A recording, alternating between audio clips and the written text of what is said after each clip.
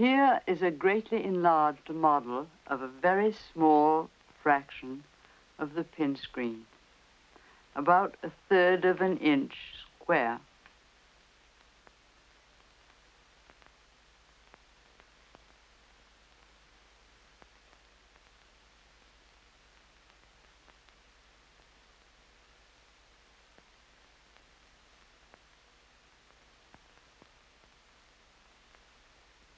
If one pin, lighted from the front, were pushed forward, it would be perceived only as a black point.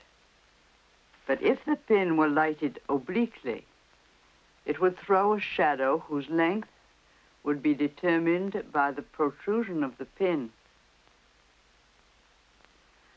Push this pin forward until its shadow reaches the base of the neighboring pin.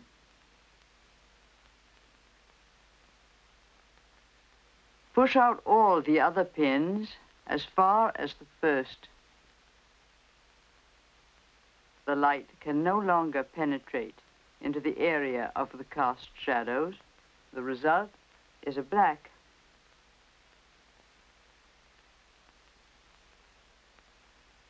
Now push all the pins slightly back. We now discover a number of white specks. The mixture of the blacks and whites gives a dark gray.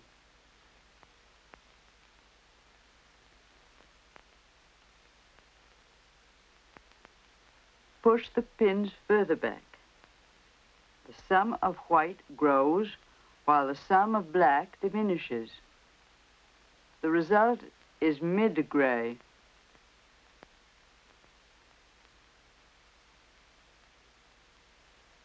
Now push the pins almost flush with the white surface.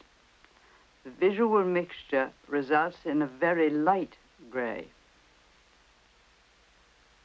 And now, by pushing the pins flush, the result is white.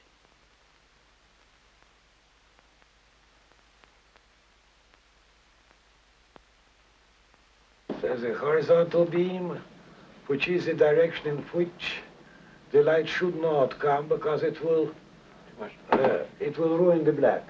The two other directions are at 60 degrees from each other, and all these angles are the angles from which your main spotlight shouldn't fall. The direction of your spotlight should be in the bisectrice. Then you shouldn't push like that, because you would involve something like 7,000 pins, I think, at a time. I'll do it this way. See, rocking, by rocking like that.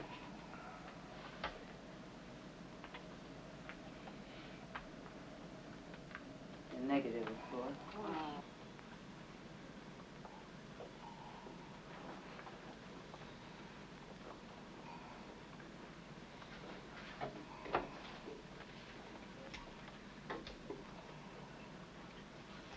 I said that each artist ought to create his own tools for patterns.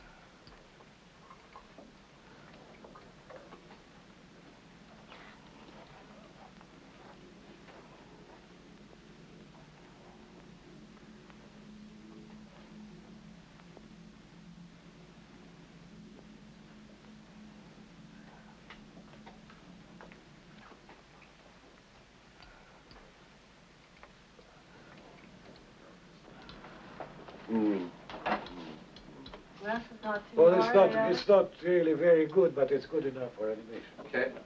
Okay. When the screen is rotating, the angle of the incidental light changes, and with it, the gamma, what's known by photographers as gamma, changes.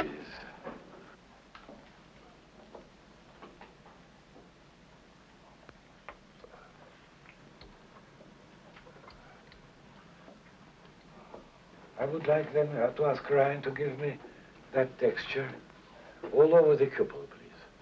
Don't be afraid of touching the background. It's a pinboard. Yes? Yes, now take it off. Yes, do it parallelly. Because once you take it off, you'll break the pattern. Okay, go on. Go on. Go on.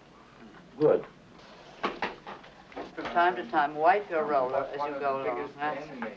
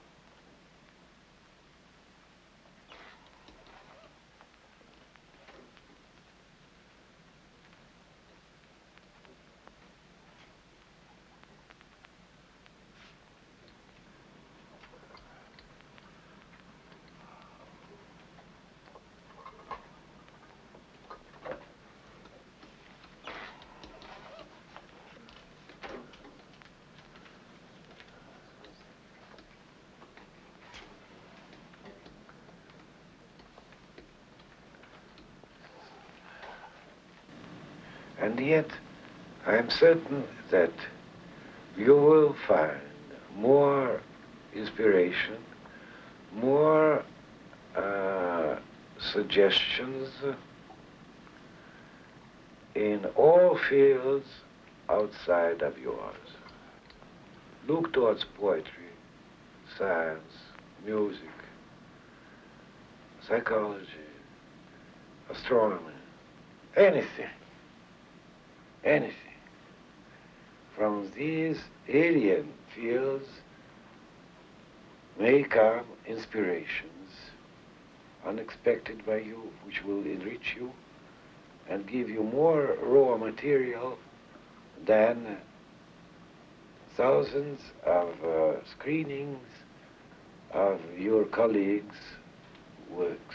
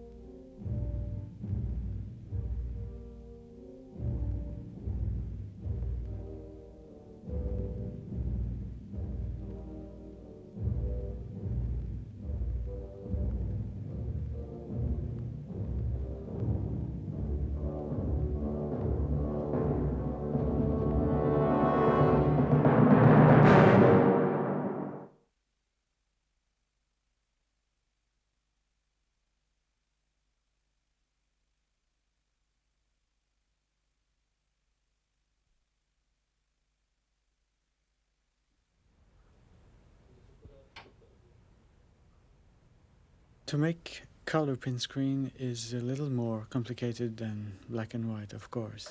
You have to make, ideally, I would have to have two Pinscreens to do nice color on a Pinscreen. But since I don't have two Pinscreen, I separate the background from the action. And that allows me, for instance, to move something red on a blue background. So with the first thing I do is I draw on the first step everything on the Pinscreen that will not move. Usually it's a landscape or it's a background. Once this is done, I photograph it and I print it the same size as the Pinscreen.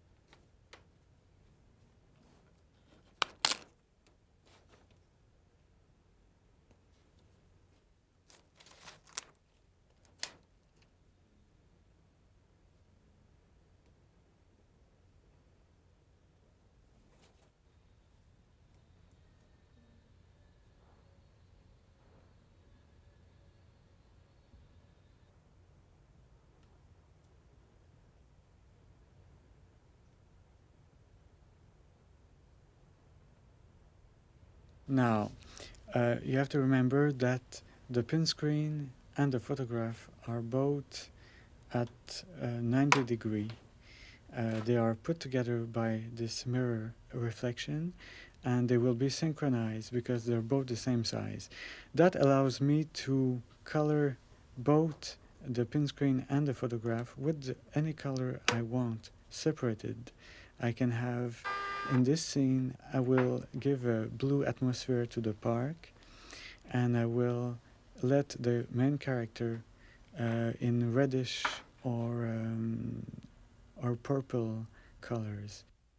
This is a great achievement to make a color on the Pinscreen, since I'm not anymore a slave of only one surface I have to color.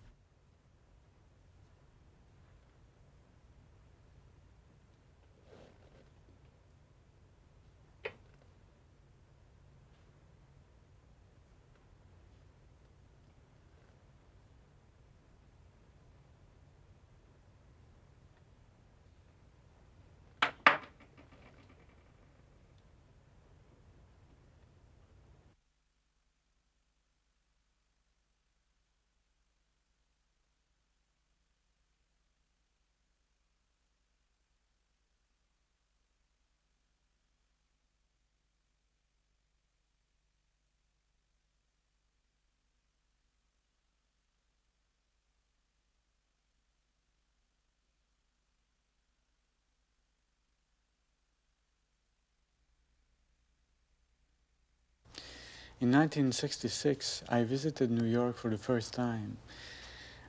The first evening, I visited the Museum of Modern Art, and they were giving many animated films from all over the world.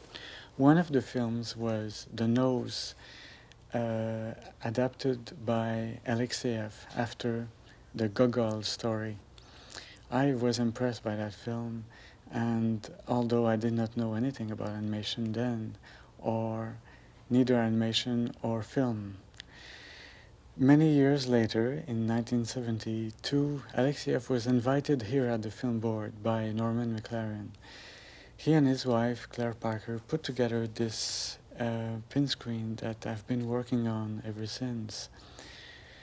This was when I left School of Fine Arts. I got involved into film technique, but becoming an editor.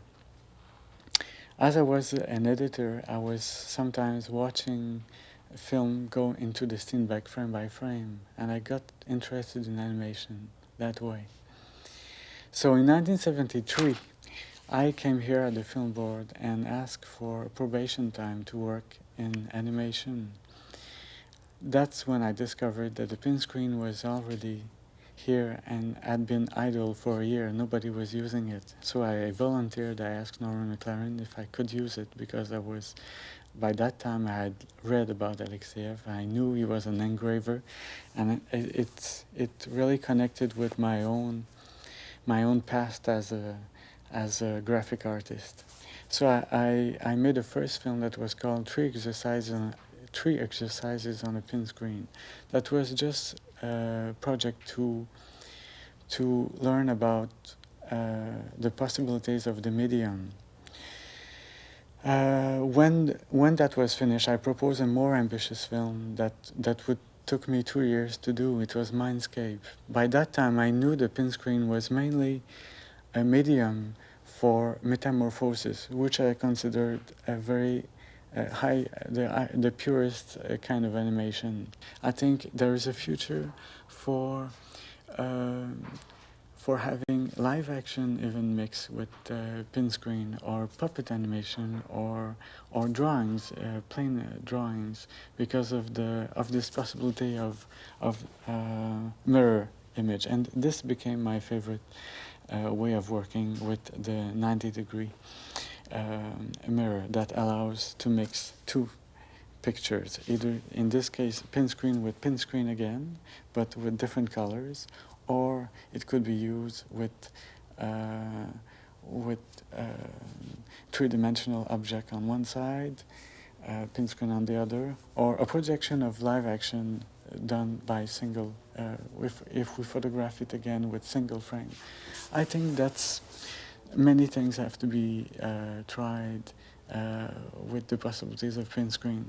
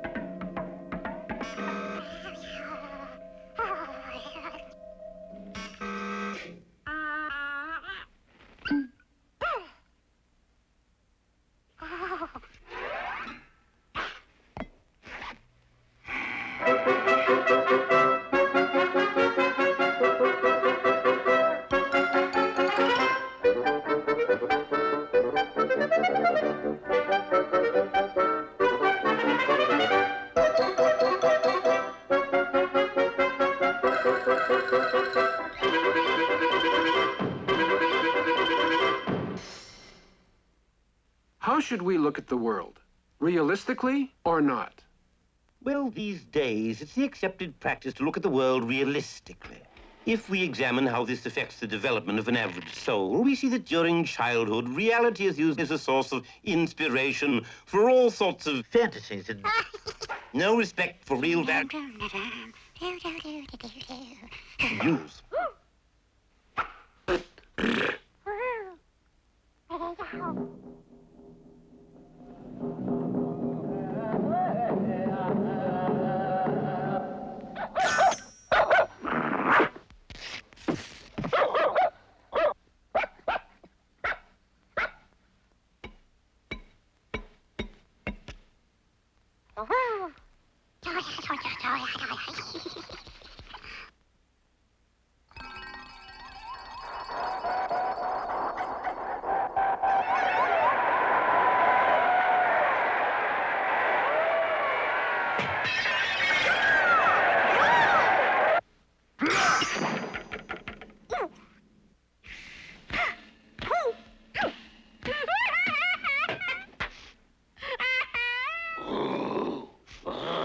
Puberty brings long pants,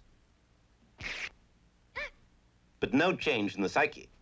It remains frivolous.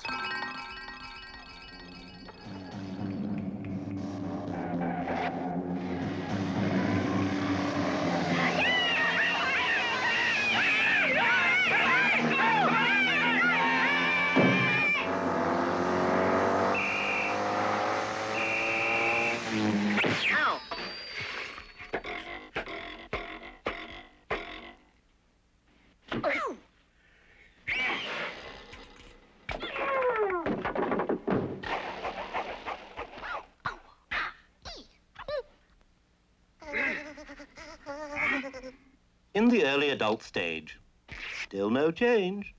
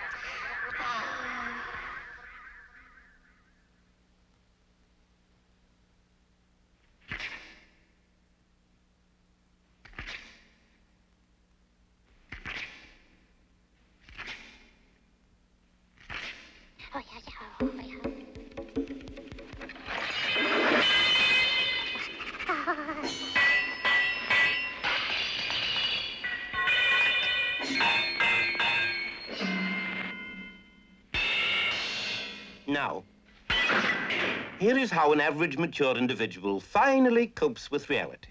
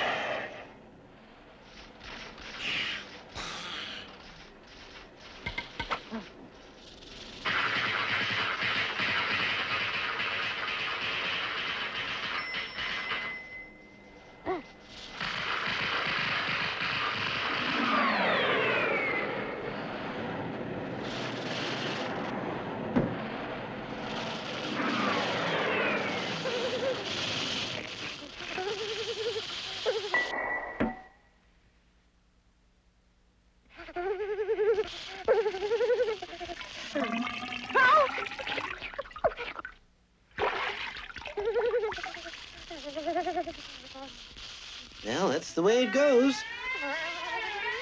Thus, more and more people require professional help. So, as realism is a modern philosophy, neurosis is a modern disease. Well then, Doctor, should we not look at the world as it really is? Well, I'll tell you. I recommend my special glasses. Judiciously used, they can improve the picture.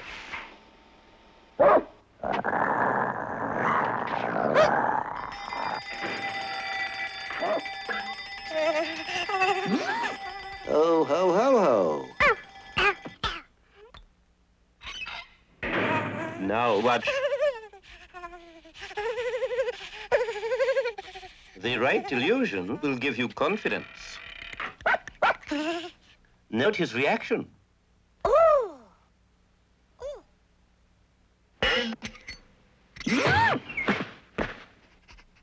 Simpler mentalities are very easily affected.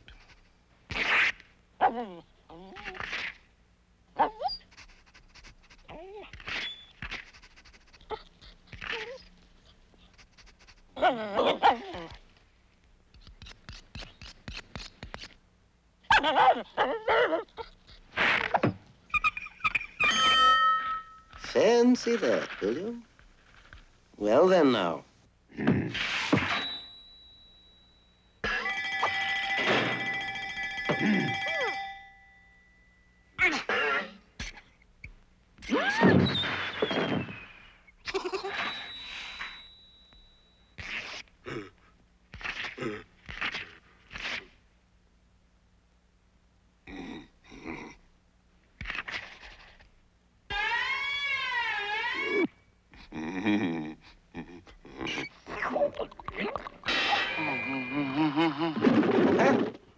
one can apply my method to even the best minds.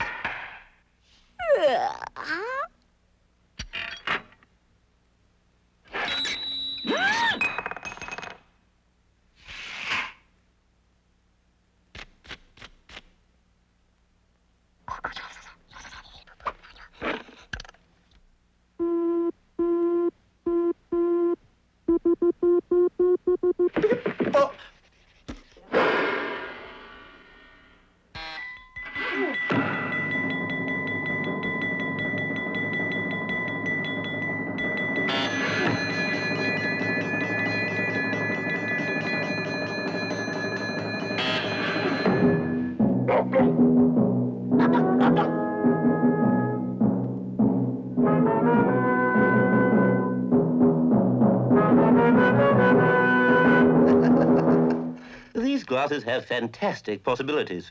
For example, if you want to control others, you just need to supply them with suitable illusions. Watch this. Not only will you look more important, but you will be taken for a generous person.